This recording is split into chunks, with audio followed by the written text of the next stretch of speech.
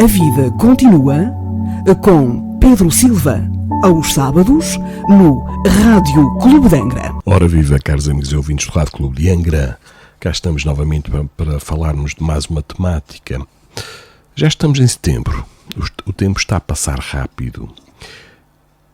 Este mês de setembro foi e é conhecido por Setembro Amarelo. Qual a razão? A razão prende-se com a alarmante pandemia silenciosa que conhecemos por suicídio, que está a aumentar de forma assustadora. Passamos dos cerca de 800 mil suicídios anuais para ultrapassarmos a barreira de 1 milhão, fora aqueles que não são registados. Bom, então vamos falar do objetivo deste Setembro Amarelo, que se prende com a prevenção e, sobretudo, com a valorização da vida, pois nós somos imortais e o suicídio é a pior porta de saída.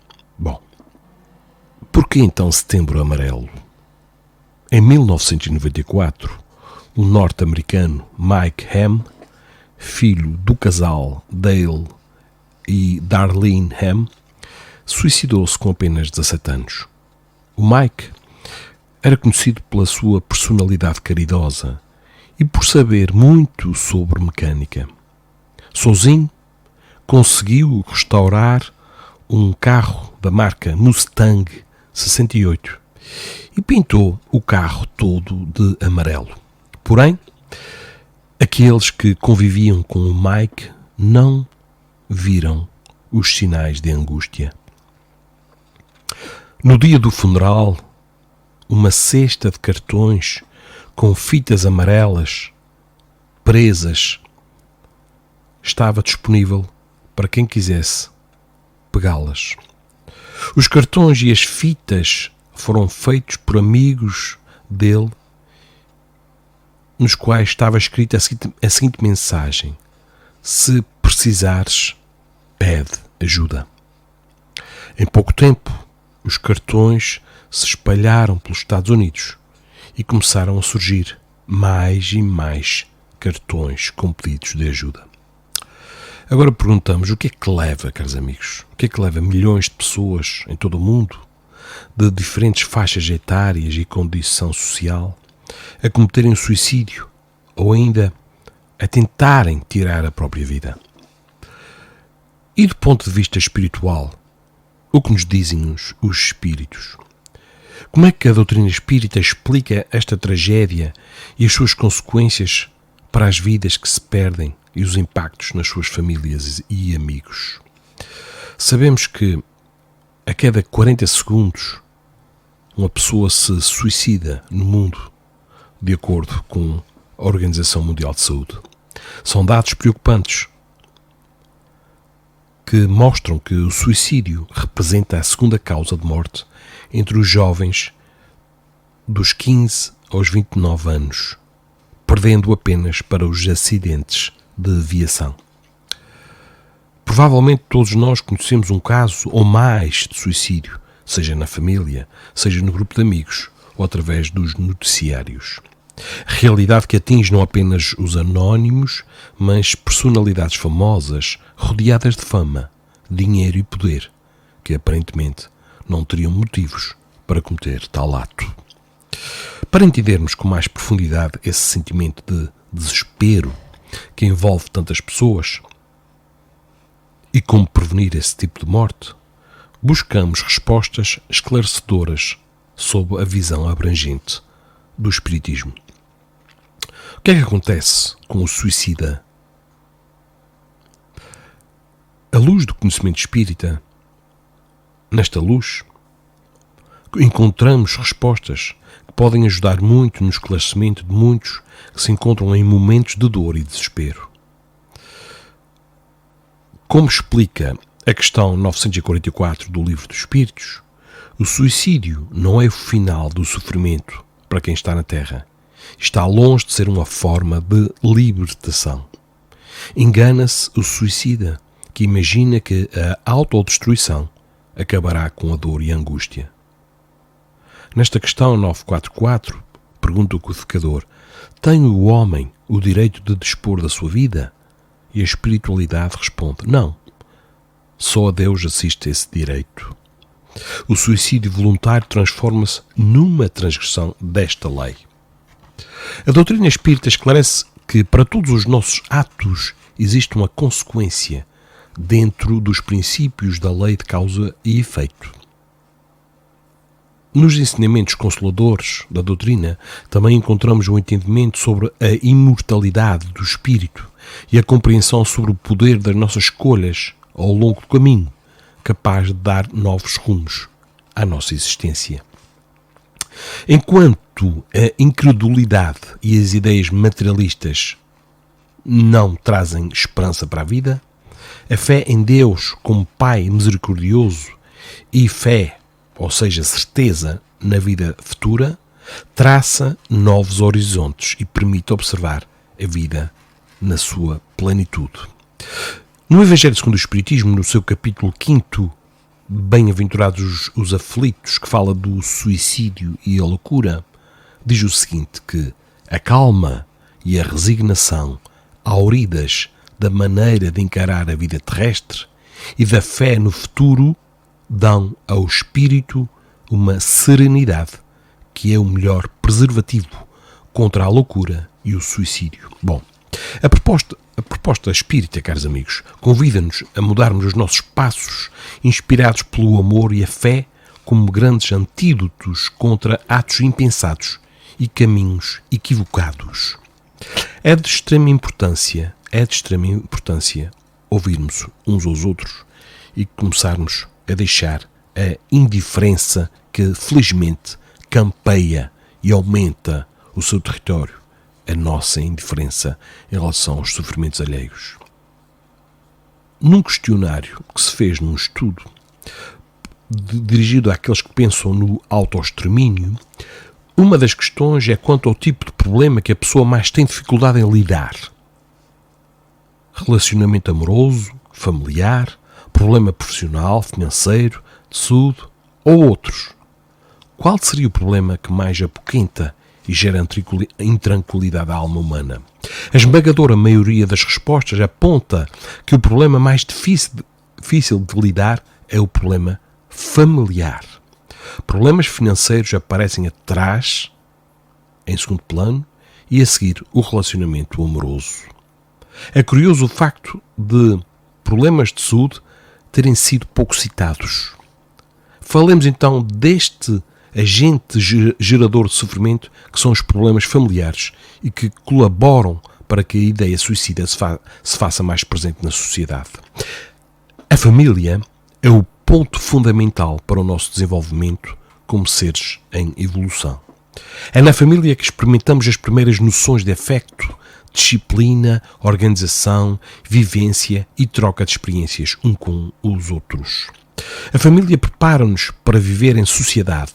É na família, ou ao menos deveria ser, que descansamos a nossa cabeça fatigada pelas lutas e embates do dia a dia, próprios de um mundo de expiação e provas. Por isso se faz tão importante nos ouvirmos uns aos outros. Porém, quando na família encontramos rejeição, censura, falta de afeto, tendemos a deixar com que a amargura ganhe espaço na nossa existência. Ficamos ressentidos e isto, ao longo dos anos, toma uma proporção tão grande que, claro, aliado a outros fatores, faz com que a ideia suicida comece a fazer morada na nossa casa mental. Noutra questão, caros amigos, do Livro dos Espíritos, a questão 775, Allan Kardec indaga aos espíritos que o assistiam sobre o resultado do relaxamento dos laços de família, ou seja, se houvesse a perda desta referência familiar, se a família, esta estrutura deixasse de existir, e os espíritos respondem que seria um aumento do egoísmo. O raciocínio pode ser aplicado da seguinte forma: Ao apertarmos os laços de família, aumentamos o nosso pensar no outro, proporcionando aos familiares aquilo que a família deve ser, ou seja, o local de aprender e reconforto diante das provas do dia-a-dia. Uma família atuante é um dos fatores que faz com que as pessoas se sintam amadas, queridas, tenham um ouvido amigo para desabafar. E este, naturalmente, é um fator que ajuda na prevenção ao suicídio. Óbvio que não se pode colocar nas costas da família a responsabilidade pelos suicídios que abundam nos 4 cantos do mundo, mas é inegável que uma boa família, com problemas naturais, mas que aperta os laços de convivência e foca-se no amor de uns para com os outros, ofereça mais condições para uma vida menos sofrida. Talvez tenhas um familiar que tenha sido vítima pelo suicídio e que até se possa sentir ofendido com este texto, com esta rúbrica. Todavia, peço que não encare isto de uma forma de censura ou crítica, porque há fatores e fatores que levam o indivíduo a pensar no suicídio, tais como os transtornos mentais, problemas relacionados com o uso de drogas e uma variedade de gama de outros aspectos. A ideia aqui é, por meio deste pequeno programa, mostrar que o problema mais difícil que a maioria das pessoas enfrenta é o problema familiar e que, segundo os espíritos, nós podemos estreitar esses laços de família para que as pessoas se sintam agasalhadas pelo amor, escutadas nas suas questões fundamentais. Se uma vida sem problemas é impossível, que ao menos possamos estreitar os laços familiares e ouvirmos uns aos outros, deixando a existência um pouco mais leve e saborosa de se levar. Gostaria de vos deixar aqui, além da pequena mensagem do fim, uma mensagem psicografada. Psicografia é uma espécie de mediunidade, no qual o médium, segurando a caneta, escreve, muitas vezes sem saber o que está a escrever. E então, assim, dito-nos uma mensagem, um espírito de nome Ivone Pereira, que diz assim: amigos e irmãos, abraço-os fervorosamente. Nesta oportunidade desejo compartilhar com os companheiros um facto relacionado com o suicídio que resultou numa série de ações desenvolvidas ao longo de 18 meses aproximadamente, mas cujo desfecho superou todas as expectativas, mesmo as inimagináveis. As regiões de sofrimento onde vivem os suicidas de todas as categorias são inúmeras e vastas nos planos do espírito. Brotam de um dia para o outro, pois os excessos da humanidade têm reduzido o tempo de reencarnação para um número significativo de pessoas. Os atentados contra a manutenção da saúde física, mental e psicológica atingem cifras realmente assustadoras. A campanha em defesa da vida, conduzida pelos espíritas, é a ação que ameniza esta situação. Mas algo mais intenso e abrangente que envolva a sociedade urge ser desenvolvido. Assim passamos ao nosso relato. Localizamos em determinado nicho, no nosso plano, uma comunidade de suicidas vivendo em situação precária em todos os aspectos. Chamava a nossa atenção que tal reduto de dor nunca reduzia de tamanho. Ao contrário, contabilizávamos um número crescente dia após dia. Procurando analisar a problemática por todos os seus ângulos, verificamos que no local, incrustado em espaço de difícil acesso, existia uma espécie de escola, se é que podemos utilizar este termo, cujos integrantes se especializaram em indução ao suicídio, ou seja, irmãos nossos do plano das trevas, que aprendiam técnicas, recursos, equipamentos e possuem equipamentos sofisticados desenvolvidos para que nós, aqui no corpo físico, cometêssemos suicídio. O suicídio era, então, conduzido à instituição e, sob tortura, a alma sofredora fornecia elementos mentais que serviam de alimento à manutenção de diferentes desarmonias que conduzem o homem ao desespero. Fomos surpreendidos pela existência de tal organização e estarrecidos diante do facto de como a alienação associada à maldade pode desestruturar o ser humano. Após tomar conhecimento dos detalhes, um plano de trabalho foi definido depois que um mensageiro de elevada região veio até nós.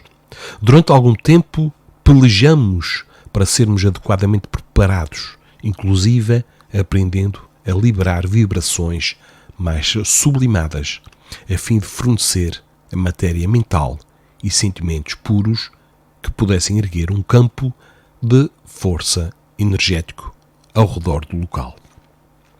Almas devotadas estiveram connosco permanentemente, instruindo-nos, fortificando-nos e revelando-nos a excelsitude do amor.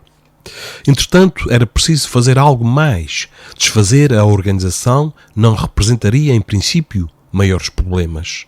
O desafio seria convencer os instrutores a não fazer mais aquele tipo de maldade.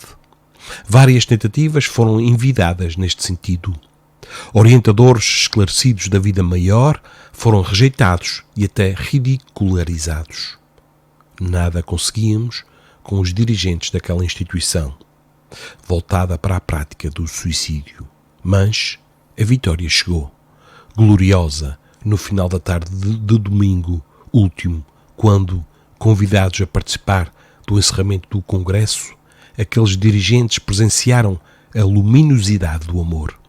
Conseguiram finalmente ver o significado da vida e sua importância e fundamentos.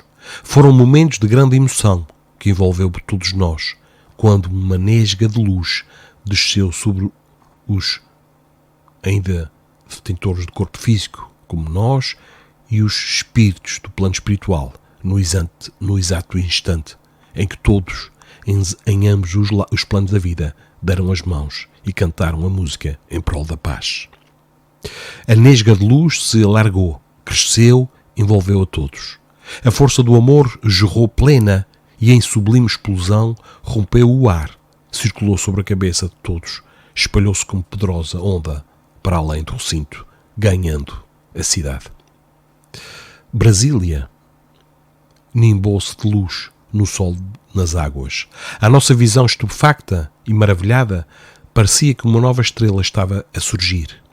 Os seres da criação, vegetais, animais e hominais, os elementos inertes, rochas e minerais, as construções humanas, prédios, edifícios, avenidas, bancos, repartições públicas e privadas, residências, tudo, enfim, foi banhado por luz pura e cristalina que jorrava do alto. Célere, a bela luminosidade espalhou do coração da pátria para todos os recantos do Brasil, das Américas, da Europa, África, mais além no extremo e Médio Oriente, atingindo todos os continentes, países e cidades. Alcançou os polos do planeta, girou embailado, sublime, por breves minutos, ao redor da Terra e se prolongou mais além, em direção ao infinito. Jesus tinha-se aproximado do planeta em brevíssima visita de luz, amor e compaixão. Jamais presenciei tanta beleza e tanta paz. Com afeto, Ivone Pereira. E assim, caros amigos e ouvintes, ficamos com esta visão daquilo que acontece no além-túmulo aos nossos irmãos que cometeram este ato equivocado. Mas, amigos, a vida continua, somos imortais. O suicídio é e será sempre a pior porta de saída. Bom, vamos nos despedir com uma pequena mensagem aqui do livro Vida Feliz por Joana de Ângeles, que diz assim: examina quanto tempo diariamente dedicas à tua vida espiritual. Trabalhas, vestes-te, distrais-te, alimentas-te, dormes e reservas breves minutos ao espírito, mediante uma rápida oração, uma pequena leitura, ou ouves uma palestra, e às vezes nenhuma destas concessões lhe facultas. O homem não é somente o corpo-mente, antes de tudo é o ser espiritual, que conduz os implementos corpo-mente e exige atendimento espiritual para bem executar as tarefas que lhe dizem respeito. O corpo necessita de cuidados para viver, mas o espírito também. Agora sim, caros amigos e ouvintes, ficamos por aqui, marcamos encontro para o próximo sábado. Desejo a todos um excelente fim de semana, umas boas férias para quem está de férias, para quem está a trabalhar, um bom trabalho. Que Jesus vos abençoe a todos. Sejam felizes, agradeçam mais. Agradeçam, pois estamos vivos e somos imortais. Um dia o mal acabará, mas o bem, esse nunca irá terminar. O bem está à nossa volta, sempre. Sintonizemos com ele, com bons pensamentos, com bons comportamentos, com boas palavras e ocupações úteis, trabalhos solidários, ouvindo cada vez mais o outro que sofre em silêncio.